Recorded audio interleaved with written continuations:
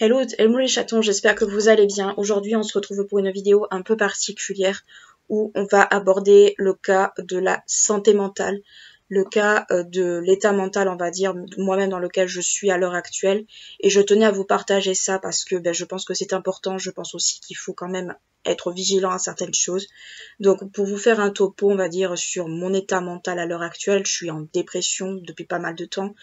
Je suis sous médication, je voyais une psychologue jusqu'à il y a pas longtemps parce que j'ai dû arrêter parce que faute de moyens.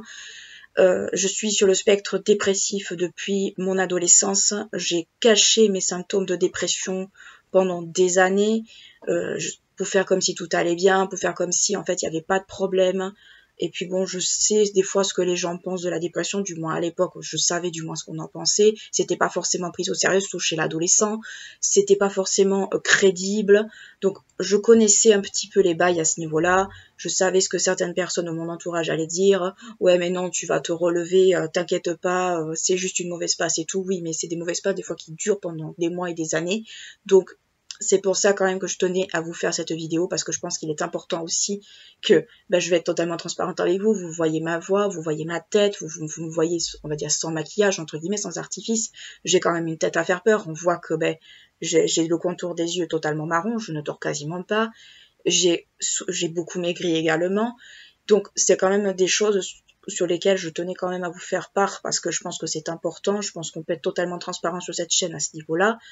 Le syndrome dépressif, ce n'est pas quelque chose qu'il faut prendre à la légère. J'ai fait plusieurs dépressions au cours des dernières années parce que j'ai eu des soucis avec les études, parce que quand mon CDD s'est terminé, j'ai pas retrouvé de boulot et j'en ai toujours pas d'ailleurs. Donc il y a tout un tas de facteurs aussi qui rentrent en jeu. Mais c'est vrai que la dépression, c'est quand même quelque chose qui est quand même là. La dépression chez l'adolescent, la dépression chez l'adolescent, le problème c'est que ça n'a pas été pris au sérieux jusqu'à une certaine époque. Pourquoi? Parce que on part du principe qu'un ado, ça doit être joyeux, ça doit être vif, ça doit être emmerdant pour les parents, c'est normal, c'est le mauvais âge, c'est l'âge, comme disaient les anciens, c'est l'âge con. Enfin, voilà, on a toujours un peu cette image, on avait un peu cette image de l'adolescent un petit peu foufou, complètement starbé, sauf que on s'aperçoit de plus en plus que les ados font des dépressions au même titre que les adultes. Les ados, ça va être du renfermement, ça va être des conflits perpétuels avec les parents. Alors on va me dire s'il n'y a pas besoin de ça, mais ça peut faire partie des symptômes. Il va y avoir des chutes au niveau des résultats scolaires, enfin, il y a tout un tas de signes qui peuvent alerter. Et si franchement dans votre entourage vous avez la sensation qu'un ado ne va pas bien, ou votre ado à vous, commencez peut-être à vous alerter, commencez peut-être à soit essayer de parler avec lui, et des fois je sais que les ados n'ont pas envie de parler aux parents, j'étais là, moi la première, hein, j'étais comme eux, j'étais comme ça aussi. Mais si vous voyez que ça ne va pas, commencez peut-être à vous rapprocher, à enquêter entre guillemets, soit au niveau de l'école ce qui peut se passer, et encore, l'école des fois, franchement c'est pas forcément le lieu où on peut apprendre des choses plus facilement, soit prendre rendez-vous chez un pédopsie ou chez un psychologue pour spécialiser dans les enfants, pas forcément les pédopsychiatres que je vous recommanderais parce qu'il y en a certains franchement merci, mais allez voir plutôt un psychologue spécialisé dans les enfants et les adolescents pour lequel en fait avec lequel votre ado pourra discuter, ou même votre enfant si vraiment il y a un souci particulier là-dedans, pourra parler. Ce sera peut-être plus facile de parler avec quelqu'un qui ne connaît pas plutôt qu'avec quelqu'un qui connaît comme les parents. Donc voilà. Et quant aux adultes, l'adulte on le voit parce que c'est quelque chose auquel les adultes sont confrontés, parce que ça va pas dans la famille, ça va pas au boulot, ça va pas, on va dire, il y a tout un tas de facteurs chez l'adulte qui fait qu'on peut être en dépression, mais toujours pareil, c'est pas forcément pris au sérieux. On va te dire oh c'est une mauvaise passe, ça va passer, oh de quoi tu te plains, tu as ça qui tourne bien. Non, des fois ça peut résulter d'un mal-être qui est forcément à l'intérieur, pas forcément à l'extérieur, dû à l'extérieur. Donc c'est pour ça que, honnêtement, si vous avez une personne qui ne va pas bien autour de vous, abstenez-vous de ce genre de phrases parce que déjà, c'est extrêmement culpabilisant pour la personne. Je le sais puisque moi-même, j'y ai eu droit et moi, ça me faisait beaucoup culpabiliser quand j'étais en dépression. Donc, je pense qu'à un certain moment, la fausse bienveillance, il faut la laisser de côté. Il faut se dire, ok, cette personne ne va pas bien, elle est en dépression. Il voulait me remonter le moral. Allez, pas jouer. Voilà. Petit moment un peu gentil. Donc voilà. Donc pour en revenir au sujet, avant que celui-là et soit vienne, la dépression, c'est pas quelque chose qu'il faut prendre à la légère, honnêtement. C'est même chez l'adulte, essayons, on va dire, d'éviter les phrases un peu typées comme ça. Essayons peut-être aussi d'être à l'écoute, d'être simplement à l'écoute, d'écouter, même si on n'a pas forcément de conseils à donner, juste écouter, se mettre en position d'écouter, écouter la personne, lui dire ok, moi je ne peux pas t'aider, mais peut-être essaie de voir auprès d'un professionnel qui pourra t'aider, rapproche-toi d'un bon psychologue ou d'un bon psychiatre, parce que ça c'est pareil, c'est vraiment de plus en plus dur pour en trouver des mecs, on va dire, qui sont capables d'écouter, qui vous font pas culpabiliser, parce que je suis allée voir plusieurs psys, je vais pas vous mentir, je suis allée voir plusieurs psychologues au cours de ma vie, et malheureusement, beaucoup d'entre eux vous font culpabiliser de beaucoup de choses, vous tiennent des propos qui n'ont pas à être tenus dans le cadre d'une thérapie. Donc clairement, si vous voyez que ça ne matche pas avec un, partez, allez voir avec l'autre. Je sais, ça coûte de l'argent, la Sécu ne rembourse pas. Qu'est-ce que tu fais toi? La Sécu ne rembourse pas. Ou alors là, ils ont mis un dispositif sur, je crois, 10 séances, il y en a 8 qui sont remboursées. C'est ridicule, c'est inutile, autant ne rien faire du tout à ce niveau-là.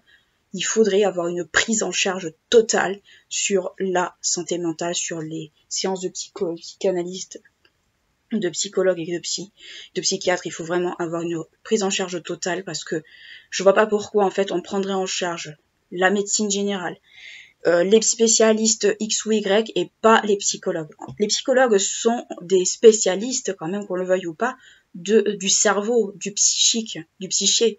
Donc pourquoi ne pas prendre en charge, pourquoi la Sécu ne prend pas en charge ce genre de choses? Je suis désolée, la luminosité a baissé, mais je sais pas à quoi c'est dû. Franchement, il faut vraiment que ça se bouge, il faut que les choses bougent à ce niveau-là, quoi. Nos gosses et même nous-mêmes, on puisse aller chez un psy sans avoir à culpabiliser, à allonger 50 €, 90 € selon les séances. Enfin, c'est démesuré. À un moment donné, la santé mentale, ça doit pas devenir non plus un business. C'est pourtant, on va dire, le sentiment. Je suis désolée, c'est aussi le sentiment qu'on peut avoir. Donc vraiment, avant de dire, par exemple, à votre adolescent, ça va lui passer, c'est une mauvaise passe, tout ça, quand même, alertez-vous vraiment sur certains signes, les résultats qui chutent, l'enfermement de l'ado, l'agressivité aussi. L'agressivité peut être un signe soit de dépression, soit de mal-être, quel qu'il soit. Donc, honnêtement, alertez-vous, honnêtement. Vous avez quelqu'un dans votre entourage, un adulte, ou un jeune adulte, peu importe, qui ne va pas bien, qui se renferme, qui se laisse aller, qui mange pas, qui mange trop, qui maigrit ou qui grossit à vue d'œil, parce que ça aussi, ça en fait partie.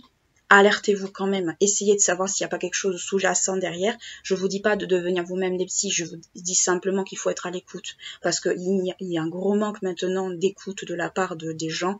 Ça, je m'en aperçois de plus en plus. Ou alors, on va écouter telle ou telle personne pour aller faire du commérage derrière, et ça, franchement, c'est minable. On va dire la chose comme elle est, c'est minable. Franchement, si vous devez vous confier à quelqu'un, vous n'allez pas bien, parlez peut-être déjà à votre entourage, votre famille, votre mari, votre mari, votre femme, je sais pas moi, votre mère, votre père. Essayez d'abord peut-être de parler avec la famille. Si vous n'avez pas l'écoute que vous avez, allez voir un professionnel. Honnêtement, c'est un conseil que je vous donne. Ne faites pas ce que j'ai fait, c'est-à-dire tout garder pour soi. Pense qu'on peut tout absorber, pensez qu'on peut tout avoir. Je regarde où est Salem. Qu'on peut tout avoir. Essayez vraiment de vous vider. Les thérapies, ça prend du temps. Des fois, ça peut être très court, des fois, ça peut être très long. Mais des fois, ça vaut vraiment le coup. Moi, je sais que j'avais subi une thérapie bien avant celle que je suivais avant par rapport à des traumas, des anciens traumas. Ça m'avait beaucoup aidé. Ça m'avait aidé justement peut-être à mettre des mots sur ce que je ressentais et tout.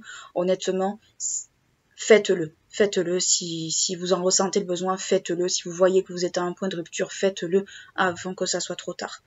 Moi, je vous parle en tant que dépressive, en tant que personne qui a des problèmes de santé mentale depuis des années. Faites-le honnêtement. ça peut vous aider, ça peut vous permettre d'aller mieux, ça peut vous permettre de peut-être de verbaliser ce que vous ressentez, parce que c'est pas toujours facile, on va pas se mentir, on est des humains, on est faillibles. Ça peut vous aider. Donc voilà, vous trouverez en barre d'infos tout ce qui est numéro également pour le suicide, parce que la dépression peut mener au suicide, on l'oublie souvent, mais c'est des cas de figure qui arrivent. Moi-même, j'ai eu des tendances suicidaires à un moment donné. Je pense que c'est important aussi de ne pas minimiser le suicide, que ce soit chez les adolescents ou chez les adultes, parce que justement maintenant on le met en lumière de plus en plus, parce qu'on s'aperçoit justement qu'il y a un véritable problème et notre société n'aide pas à régler ce problème. Donc voilà, vous trouverez tout en barre d'infos, vous trouverez les numéros verts, vous trouverez peut-être des noms d'associations, justement peut-être pour vous aider. N'hésitez pas à laisser un commentaire, à partager vos vécus. Moi, vous savez que je vous lis toujours. Oui, Salem, je sais. Et je vous fais de très très gros bisous. Je vous dis à très bientôt. Et d'ici là, je vous fais de gros bisous. Enfin, on vous fait de très très gros bisous et on vous dit à très bientôt.